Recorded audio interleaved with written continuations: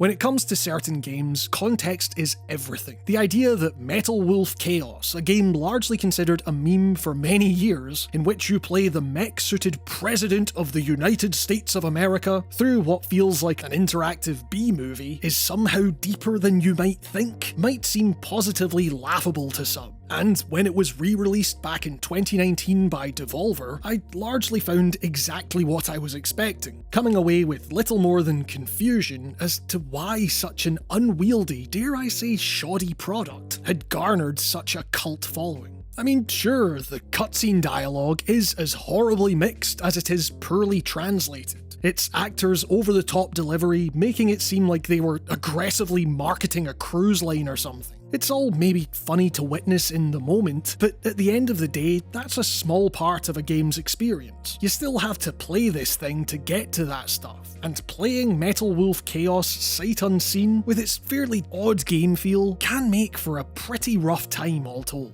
But after becoming truly Armored Core pilled as I have in the last couple of years, things are now a little different. I'm now taking Metal Wolf Chaos instead as a product of From Software, whose mech games paint a political reality so bleak it is often downright nihilistic, where you are but an expendable piece of meat sent to brutally eliminate union workers and protesters as a kind of PR exercise for corporations so powerful they literally scorch the earth. And despite the Armored Core team taking a more advisory role as the Otogi team developed Metal Wolf Chaos, playing through Metal Wolf in the modern day, a continuity starts to form between the dour mech hell of those prior releases and Metal Wolf's more irreverent tone. Indeed, nestled in between Armored Core's suite of post-apocalyptic dystopia where no one wins, Metal Wolf Chaos, with its overtly good versus evil story centered around the entrenched notion of American supremacy, going from nameless cog, barely recognized as a character, to literally the leader of the free world, suddenly feels like it can be read as a piece of pre- or mid-apocalyptic satire. Satire which, intentionally or otherwise, packs just as much political bite as those games that came before and after. All this to say, if Metal Wolf Chaos has a stance relative to Armored Core, it's that when devastation and bloodshed reign supreme, if you don't laugh, you cry.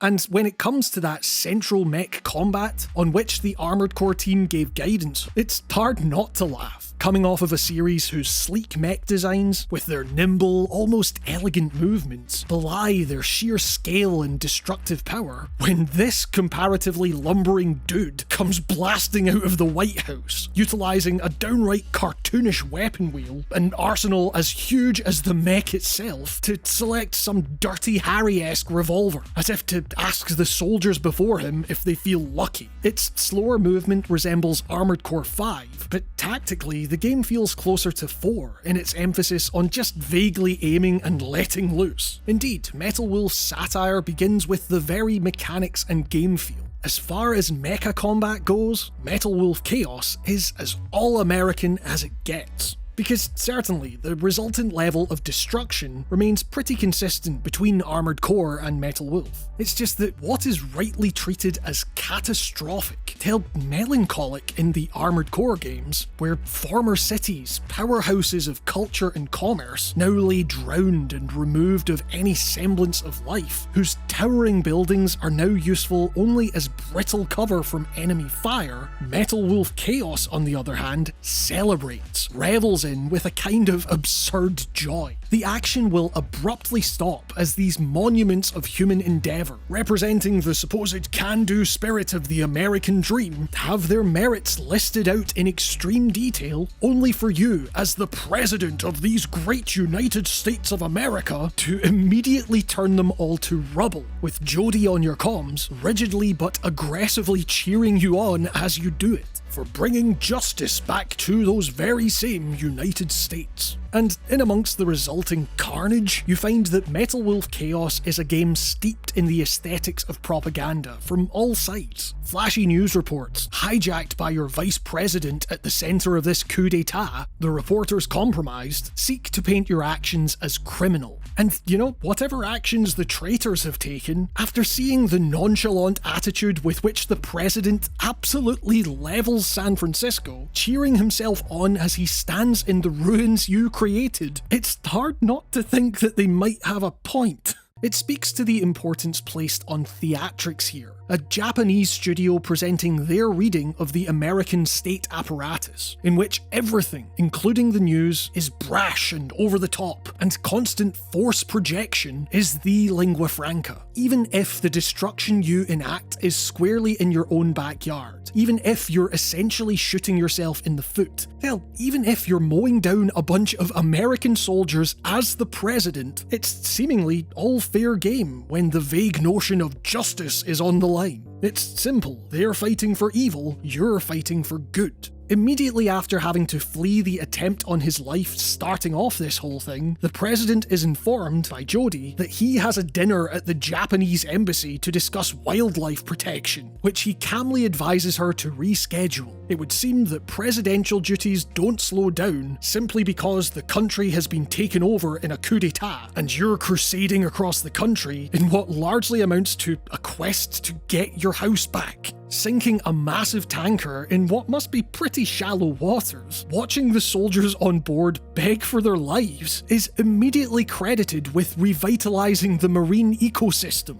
Jodie on your comms telling you how great this is going to be for local tourism, as the camera sweeps over a beach barely visible for all the debris you've left in your wake. But you can't focus on that for long. You've got to go and free scientists in little bomb-equipped cages in some canyon in the middle of nowhere, and you free them by blasting them with machine gun fire. In the USA of Metal Wolf Chaos, firepower isn't just a destructive force, it actively fixes things. The Great Liberator. And, even beyond the obvious fact that the president is on a solo road trip against the army and a similarly mech-equipped vice president, the incongruity that really stuck with me, what became the central point of the game's satire, was those unblinking, wide-smiling, robotic faces insisting that the thing I saw happen, that I made happen, was actually the opposite. And playing Metal Wolf Chaos today, there's something about that notion that, unfortunately, makes a whole lot of sense.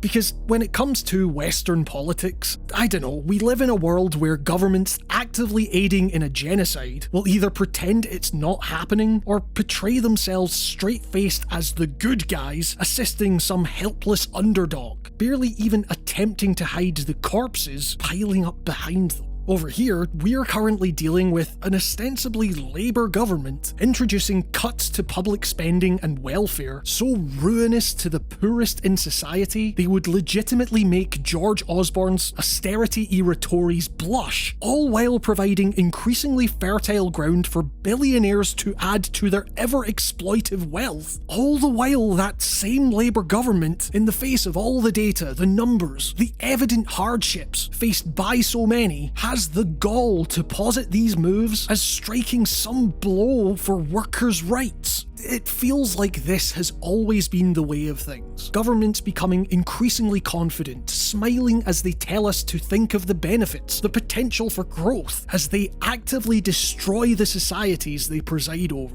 The world didn't get any less topsy-turvy in the post-9/11 decades since Metal Wolf Chaos was made. In that sense, it can be hard not to look at the theatrics of modern politics and think that even in its abundant absurdity, that Metal Wolf Chaos might have been onto something. That in all this disarray and societal destruction, if you don't laugh, you cry.